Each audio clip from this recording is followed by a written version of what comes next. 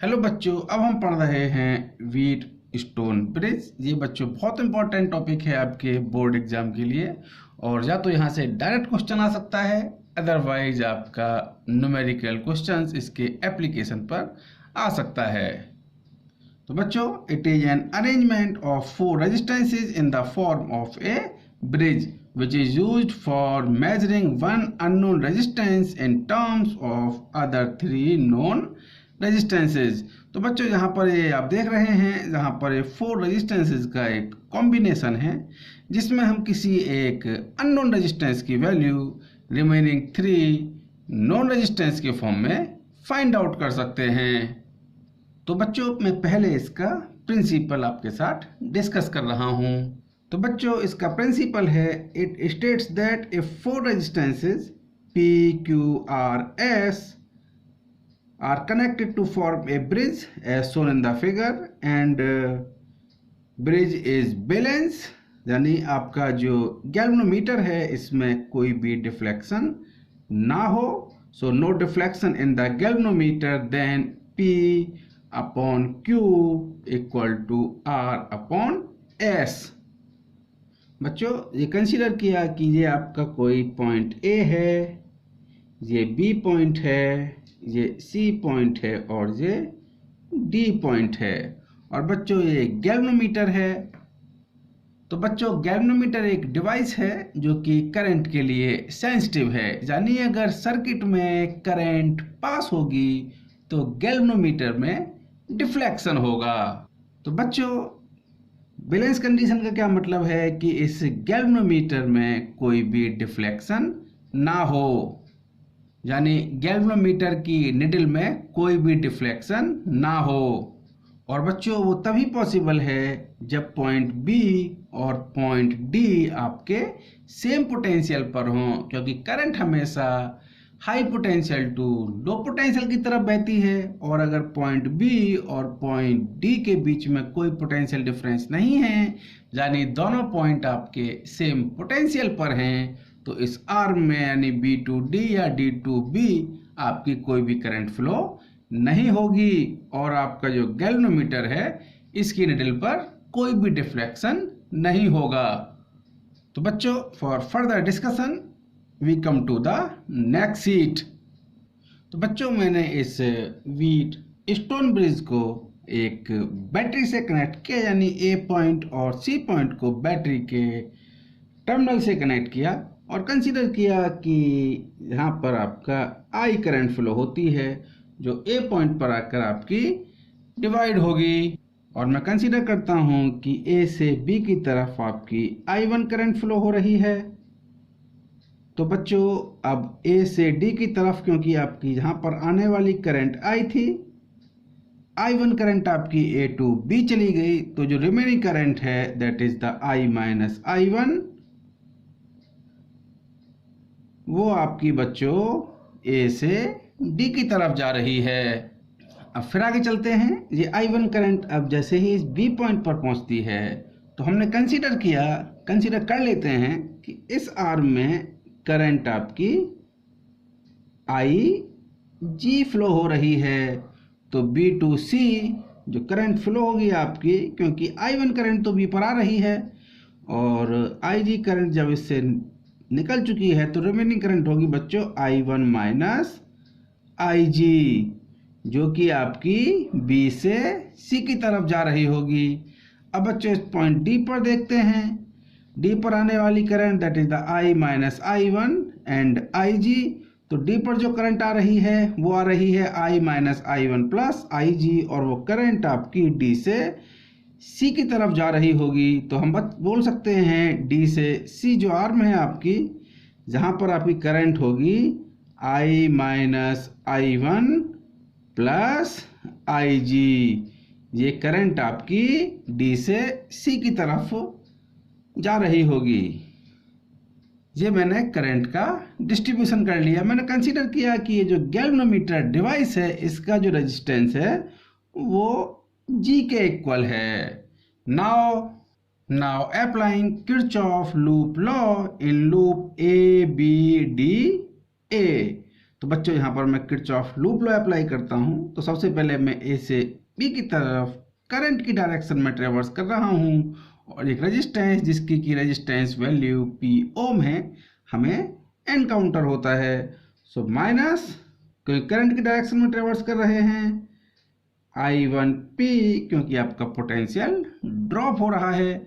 अब आप B से D की तरफ चलेंगे तो आप करंट की डायरेक्शन में सर्किट को ट्रेवर्स कर रहे हैं, तो बच्चों आपका पोटेंशियल ड्रॉप हो रहा है, तो आप माइनस साइन लेंगे and the resistance value of this galvanometer भी G जो मैंने कंसीडर किया है, तो that is the minus IG into G. अब बच्चों आप D टू A जा रहे हैं, तो करंट आपकी A टू D जा रही है। आप सर्किट को ट्रेवर्स कर रहे हैं D टू A, यानी करंट की अपोजिट डायरेक्शन में।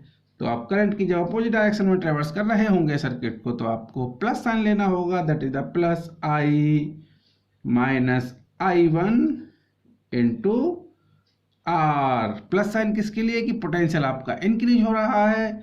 So potential increase from D to A, that is the I minus I1 into R, और finally आप जब A पॉइंट पर पहुंचते हैं so that equal to 0। बच्चों में इसको इक्वेशन नंबर फर्स्ट कंसीडर कर लेता हूं। Now applying Kirchhoff loop law in loop B, C, D, B। तो बच्चों देखिए, आप B से C की तरफ सर्किट ट्रेवर्स कर रहे हैं, आप करंट की डायरेक्शन में सर्किट ट्रेवर्स कर रहे हैं, तो पोटेंशियल आपका ड्रॉप होगा। तो यहाँ पर लिख सकते हैं बच्चों हम minus I1 minus IG into Q। अब बच्चों हमारे C to D circuit traverse कर रहे हैं, करंट की अपोजिट डायरेक्शन में ट्रेवर्स कर रहे हैं, तो आपका पोटेंशियल इंक्रीज हो रहा होगा। जब C से हम D की तरफ जा रहे हैं तो plus sign.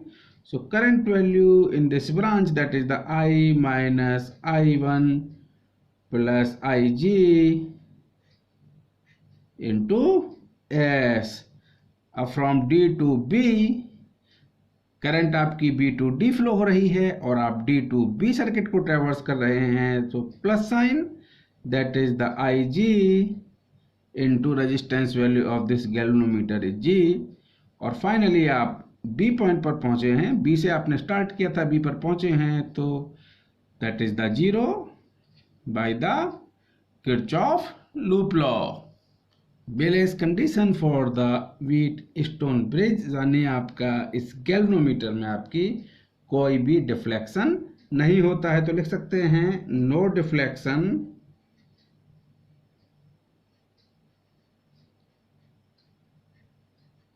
In galvanometer.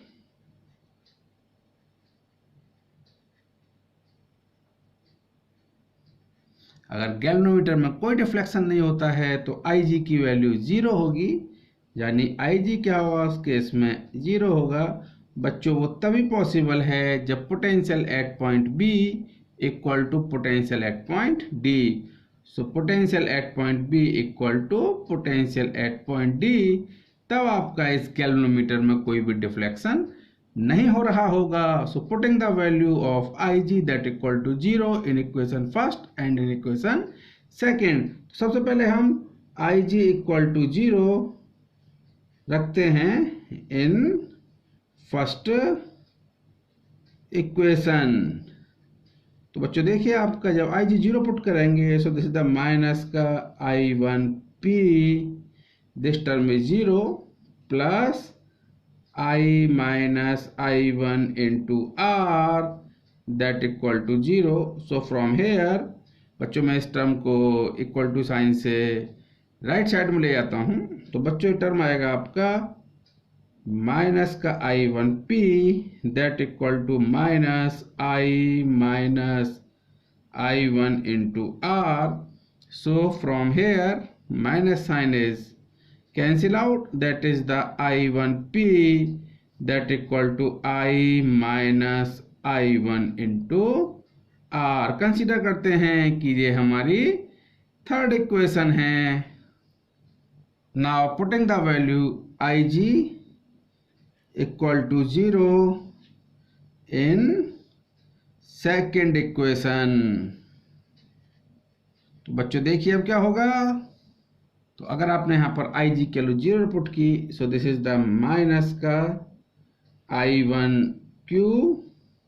From here this is the I minus I1 into S, and this I is 0, so finally this equal to 0.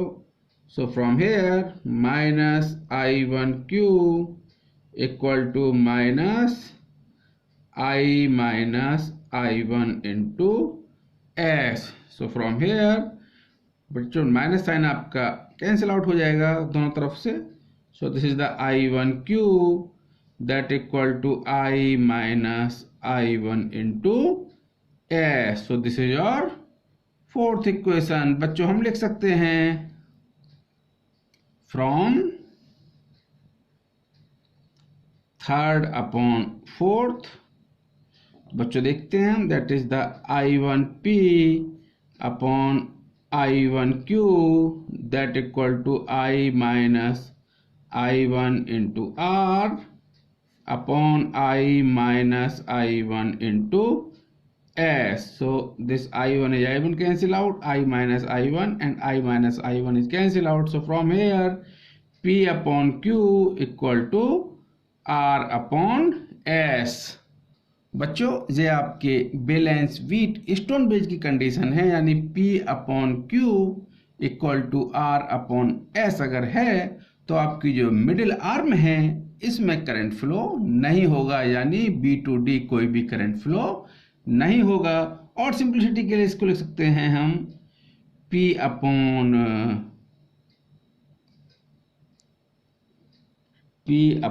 R equal to Q upon S, यानी P upon R equal to Q upon S अगर है, यानी this resistance upon this resistance equal to the resistance value of this resistance upon resistance of value of this resistance is same. तो बच्चों आपका तब भी आपकी मिडिल आर्म में यानी B to D जो आर्म इस तरह की लगी हुई है इसमें कोई भी करंट फ्लो नहीं होगा। तो बच्चों इसको आप बहुत ध्यान से पढ़ेंगे और ये एक बहुत इम्पोर्टेंट आपका रिजल्ट है। इसके बेस पर बहुत सारे न्यूमेरिकल क्वेश्चंस आपके होने वाले हैं। ओके बच्चों।